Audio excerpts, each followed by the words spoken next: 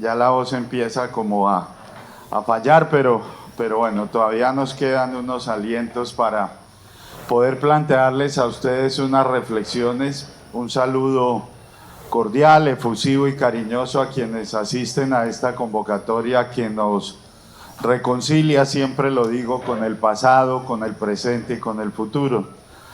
Un argumentador del medioevo decía que no existe el pasado, era un retórico más bien, el presente ni el futuro.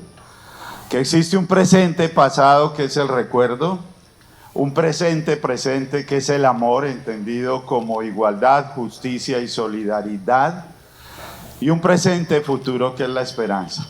Un saludo muy cordial a los compañeros que están en el cuadro de honor, de verdad muchas gracias.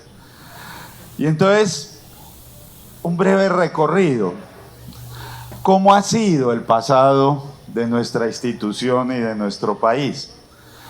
Esta institución sustancialmente fue formada por y con los aportes de obreros de esa época, y fue una institución que surgió con base en la convicción de que había que llevarle formación a las clases populares.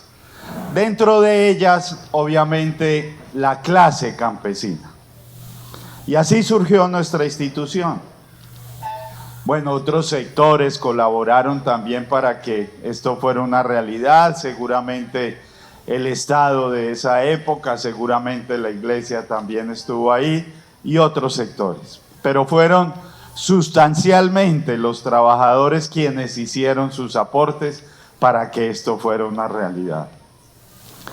Hasta los años 70 más o menos, el SENA se preocupó por la educación campesina. Más o menos el 42-43% de nuestra oferta educativa estaba dirigida hacia el sector campesino. Por una razón muy fundamental que ya profundizaremos, y es que el sector campesino es el que nos alimenta, así de sencillo.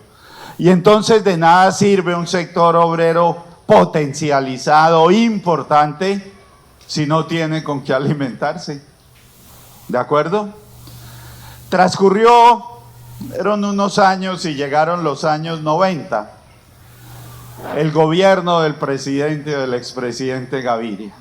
Ese que hoy le hace oposición al gobierno del presidente Petro, fue el causante de muchos de los males que hoy vive el Estado colombiano. La tal apertura económica. Y entonces nos dijeron que con la apertura económica los campesinos iban a poder exportar y la clase obrera, y que entonces todo iba a ser mucho mejor.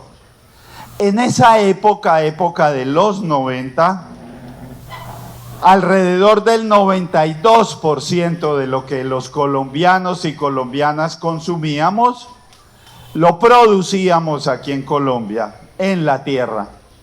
Hoy estamos importando alrededor de 17 millones de toneladas de alimentos. Y entonces esa apertura económica lo que trajo fue un desmonte de toda esa institucionalidad agropecuaria que era tan importante. Acabaron con la Caja Agraria, que era una entidad crediticia que le daba a los campesinos un crédito barato, les vendía insumos, les hacía programas de extensión social y pues era la presencia del Estado ahí. Acabaron con el IDEMA, que era el Instituto de Mercadeo Agropecuario, una institución que le compraba los productos a los campesinos y les evitaba esa ignominia que hoy tienen que vivir cuando venden sus bultos de papa a la orilla de la carretera, algo que es vergonzoso para cualquier sociedad. Y el argumento fue muy sencillo. Entonces hicieron lo que hace la pareja que encuentra al otro, la otra haciéndole infiel en un sofá, y venden el sofá. Aquí dijeron que como había corrupción, entonces había que acabar con el IDEMA en vez de haber acabado con la corrupción. Pues eso era apenas obvio, pero lo acabaron. Y eso tenía una razón muy sencilla, y era la de que necesitaban desmontar toda esa institucionalidad para que 10 o 15 importadores empezaran a traer productos del extranjero para alimentarnos. Y empezamos entonces a sufrir el calvario de la soberanía alimentaria. Hoy por hoy, en el mundo se consumen sobre todo 4 alimentos: el trigo, la cebada, el arroz y el maíz. Y esos 4 productos, eso coincide con la llamada Revolución Verde, están siendo cultivados con semillas de 6 multinacionales. Semillas, entre otras cosas, que son transgénicas, manipuladas genéticamente. Hoy muchos de nuestros campesinos, en Boyacá por ejemplo, muchos de los que cultivan papa lo tienen que hacer a escondidas, porque como esas semillas no están certificadas, entonces no los dejan cultivarla.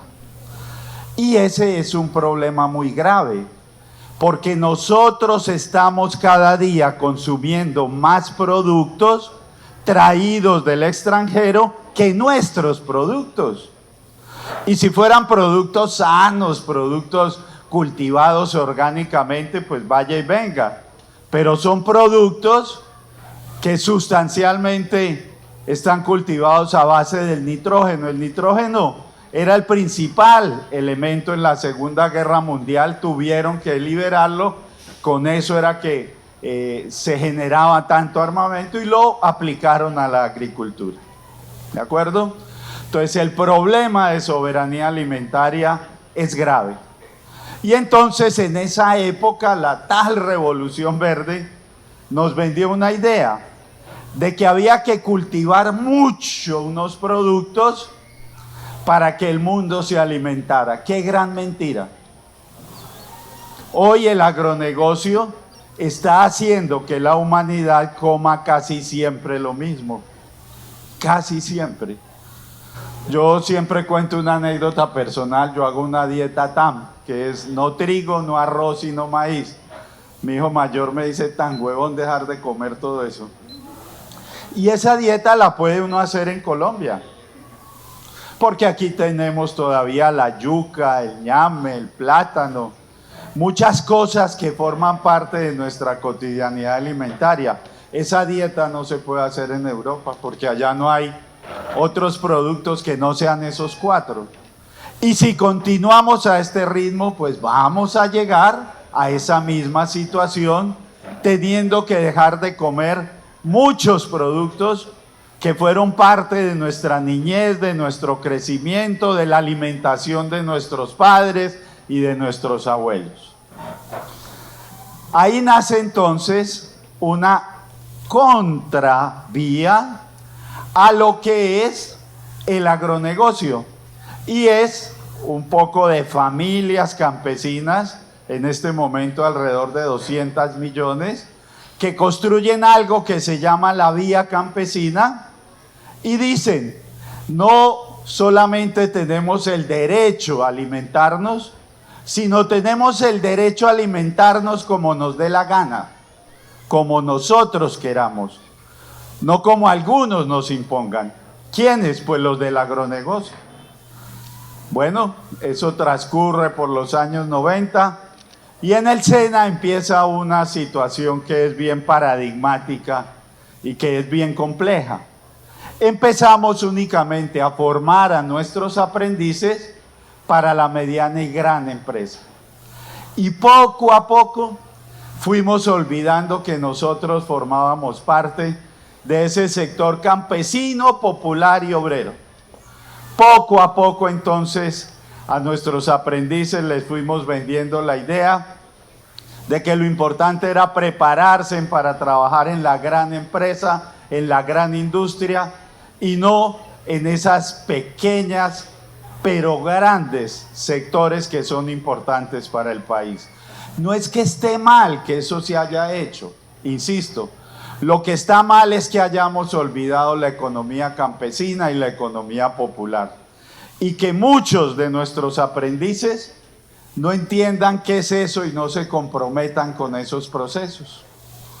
Hay un filósofo muy interesante, debe tener unos 38 años, Rugger, y él hace una reflexión. Dice, la juventud de hoy tiene un problema, y es que no tiene utopías. La utopía es ese pensamiento que parece irrealizable, pero que a la hora de la verdad puede llegar a tener concreción. Para nuestra generación, la utopía fue haber tenido un gobierno de izquierda. Yo personalmente creí que iba a morir sin ver un gobierno de izquierda. Esa era una utopía y muchos luchamos para que este momento fuera una realidad. Y lo que en esa época parecía imposible, hoy es cierto. El voto de la mujer, los derechos de las negritudes, todas esas fueron utopías. Los jóvenes de hoy, dice Rugger, sería bueno discutirlo, no tienen utopías. Y él propone 3 utopías. La renta básica es esa renta que debe tener todo ciudadano de cualquier clase, raza, ideología, religión, y que le asegure su manutención. Eso con la inteligencia artificial va a ser cada vez más necesario, porque la inteligencia artificial va a desplazar puestos de trabajo y los estados no van a saber qué hacer con todas esas personas desocupadas. Por eso dicen, hay que darles una renta básica, es decir, que todo el mundo pueda tener acceso a un salario mínimo como derecho humano. Esa puede ser una utopía, tal y como la que tuvimos la generación de mi época, o la generación del voto de la mujer, o la generación de los derechos de los negros. Cuando en esa época decían que los indígenas o que los negros tenían derechos, hacían la misma cara que muchos de ustedes hacen cuando oyen lo de la renta básica. Decían, no, eso es imposible. Pues no, fue posible, fue posible. La otra utopía es la jornada laboral de 10 horas semanales. Imagínense ustedes cómo sería de bacano uno poder tener un salario mínimo y trabajar 10 horas. ¿A qué se dedicaría uno el resto de horas? Pues unos se dedicarían a tomar cerveza, a rumbear, otros se dedicarían al arte, otros a la artesanía, pero sería la posibilidad de que nosotros pudiéramos tener un desarrollo personal. Y el tercero es, dice él, la anulación de todas las fronteras entre países. No es digno que para uno ir a algún país tenga que sacar una visa, pedir permiso, trasnochar, rogar, suplicar para que lo dejen salir a una parte del mundo que es propiedad de toda la humanidad. Esas utopías entonces son vitales y ahora hay que retomarlas. Por eso entonces en esta administración nosotros hemos hecho hincapié en muchos programas interesantes. Full Popular, Campesina, hicimos algo en la reforma laboral que me parece a mí que es impresionantemente interesante, y es que los campesinos asociados, los obreros asociados, los aprendices y las aprendices asociadas y asociados puedan tener acceso al Fondo Emprender. El Fondo Emprender, parceros y parceritas, con el perdón de la historia, era lo más perverso que había, porque únicamente patrocinaba iniciativas individuales. Lo que le estaba diciendo ese Fondo Emprender a la sociedad colombiana era que únicamente la iniciativa individual era la importante y que la iniciativa colectiva, cooperativa, solidaria, no tenía cabida en el SENA. ¿Se imaginan ustedes mayor perversidad y mayor expresión de un capitalismo impresionantemente inhumano? Y no lo digo yo, lo dijo el Papa Francisco, que él no es ni castrochavista ni nada, en su encíclica Fratelli Tutti, cuando dice que este sistema fracasó. Hay que inventar uno nuevo, ¿cuál? No sé. Y entonces ese Fondo Emprender Hoy sirve para la iniciativa colectiva. Eso va a hacer posible que nosotros empecemos a pensar mucho más en términos colectivos que en términos individuales. Eso va a construir una sociedad mucho más solidaria. Eso va a construir una sociedad mucho más colectiva y mucho más inteligente. Hoy por hoy pretender que es la individualidad la que genera desarrollo es imposible.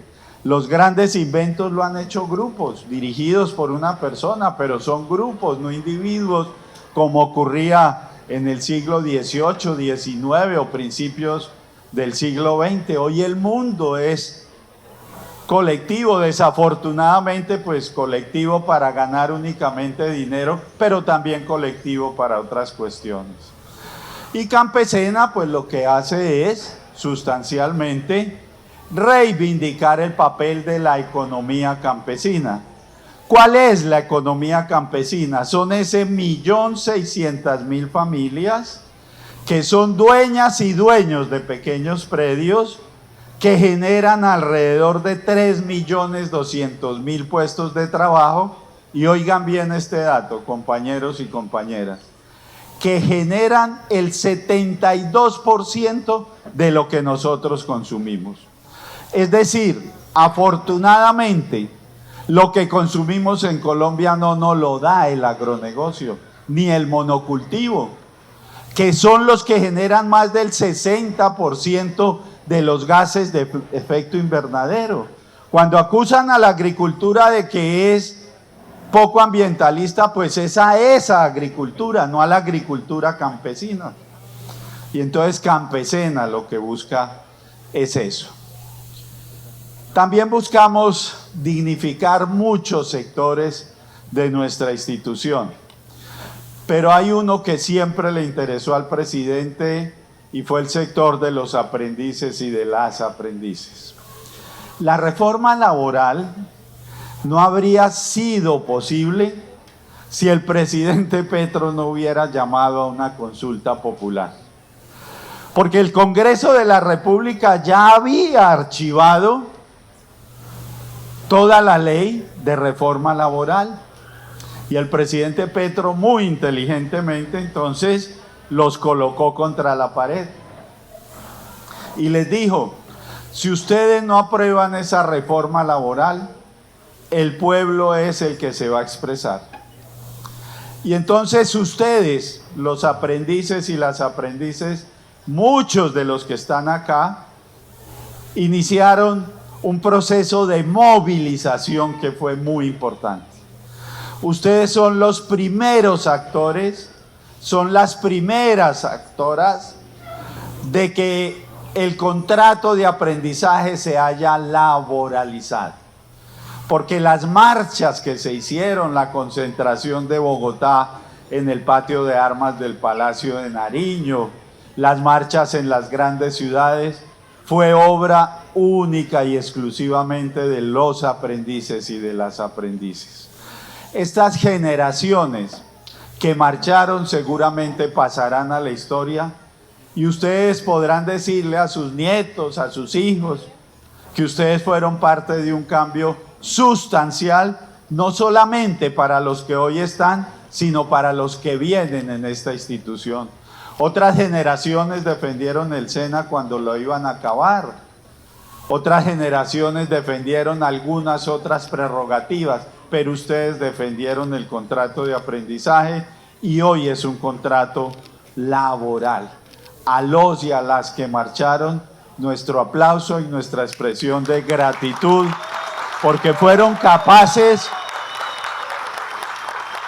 de dejar de lado sus intereses egoístas y su comodidad para salir a marchar y reivindicar un derecho como el que no fue dado por nadie, fue un derecho que nos ganamos en las calles, donde se ganan muchos derechos. Hemos hecho estos encuentros, yo no sé si en el Chocó, si habían hecho encuentros, en otros territorios que no sean Medellín, Cali, Bogotá y Barranquilla. Y lo hemos hecho con toda la intención de que ustedes entiendan que hay otra Colombia, que la Colombia no es la Colombia de Cali, ni de Bogotá, ni de Medellín, ni de Barranquilla, no. Hay otra Colombia que ha sido olvidada, que ha sido dejada en el ostracismo, que ha sido ninguneada.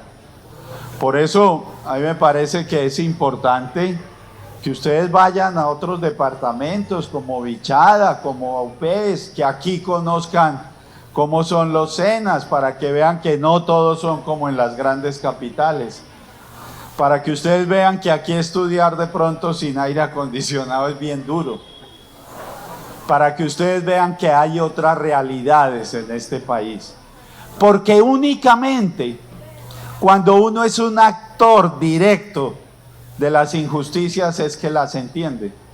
Si uno está metido en una bola de cristal nunca entiende lo que es la injusticia. Por eso hay que untarse las botas de barro. Por eso hay que ir a los territorios y comprender lo que pasa en esa otra Colombia. Por eso estamos planeando entonces hacer Senasov en Putumayo. No ha sido fácil porque llegar allá, eso es más fácil hablar con un marciano que llegar uno al Putumayo, pero ahí estamos tratando de que muchos de ustedes entiendan otras realidades, entiendan otros contextos. Estos son espacios en donde uno se relaciona con sus homólogos, con sus parceros de otras diferentes partes del país, y eso es importante y es bastante educativo y formativo para los jóvenes y las jóvenes. Este presente que es amor y que yo entiendo como justicia, que prefiero llamar equidad, como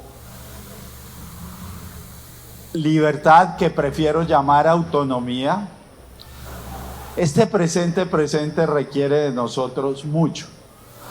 Miren, para que hubiera un gobierno de izquierda en este país, se necesitaron 203 años. ¿Ustedes creen que eso es lógico en una sociedad? Que una expresión política diferente haya tardado 203 años para poder llegar al poder. Esto es de locos, esto no lo entiende nadie.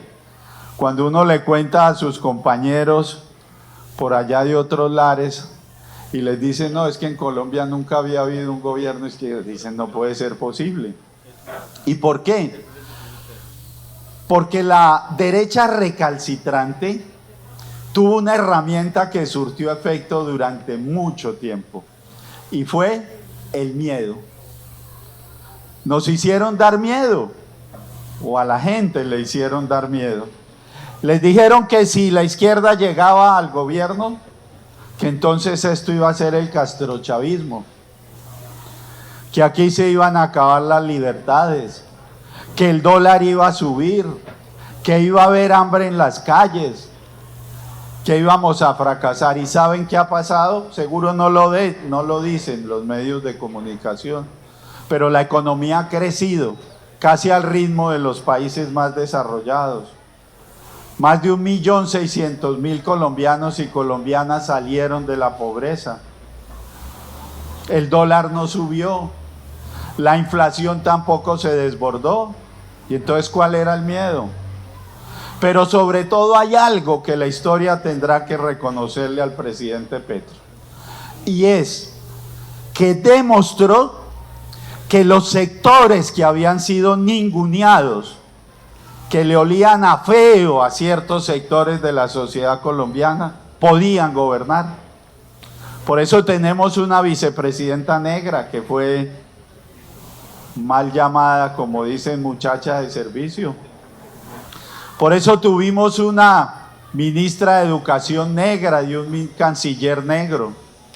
Por eso tenemos una indígena embajadora en Naciones Unidas y una embajadora, una ministra de Ambiente. Por eso tenemos representantes de las comunidades LGTBIQ+ gobernando. Por eso tenemos campesinos manejando el proceso de tierras. Y bueno, ¿por qué no? Tenemos también actores porno, bueno, son una parte de la sociedad. Eso es muy importante para el desarrollo social de cualquier país, que todos los sectores sociales puedan gobernar. Y el presente futuro, y ya con esto termino, el presente futuro, parceros y parceritas, va a depender en su gran mayoría de ustedes. Son ustedes los que tienen que definir si volvemos a esa derecha que niega derechos fundamentales, que se burla de las víctimas, que no cree en la reforma agraria, que cree únicamente en la represión y en el orden como las herramientas que puedan en determinado momento construir desarrollo social. Colombia verá si vuelve a eso, o si dan la oportunidad de que continúe un proceso de cambio. Miren, y lo digo no solo como un militante de todos estos procesos, sino también como director de nuestra institución. Cambiar en 4 años lo que se construyó en 203 años es imposible, imposible. Ahora no es que nos vayan a echar la culpa de todo lo que está pasando, que si hay violencia entonces que es culpa de Petro, que si hay esto es culpa. No, eso fue lo que construyeron en 203 años. Nosotros estamos poco a poco tratando de recomponer muchas cosas.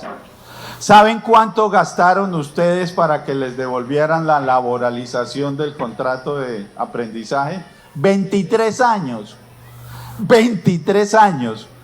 Cuando un derecho se quita, para que vuelva a recuperarse pasa mucho tiempo. Ahora bien, hacer un cambio sin el Congreso es muy difícil, porque nosotros somos una sociedad santanderista, en el mal sentido de la palabra, que le rinde tributo, pleitesía y adoración a la norma. Para nosotros no hay nada más importante en Colombia y en el SENA, mucho más, que no sea la norma. Lo que dice el artículo, la coma, el literal, eso es la locura. Y entonces tendremos que empezar también a construir un nuevo Congreso. Por ahora, con nosotros cuenten para las que sea. Yo soy una persona que tengo la capacidad de aceptar críticas decentemente y que construyo, desarrollo, construyo proyectos de una manera colectiva. Para mí es muy importante este encuentro. Cuando me plantearon, no pude ir creo que al del año pasado, pero dije a este sí vamos a asistir, sobre todo porque es en el Chocó, me parece que es interesante.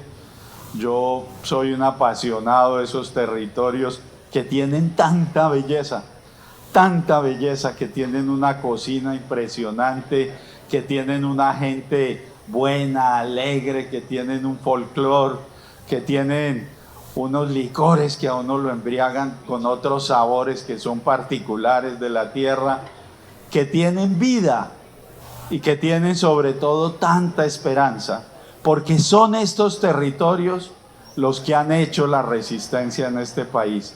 Y a ellos, como dice por ahí una canción en la iglesia, Padre, todo honor y toda gloria, por los siglos de los siglos. Amén. Parceros, muchas gracias, muy amables por soportarme estos minutos. Con dignidad cumplimos, Gobierno de Colombia.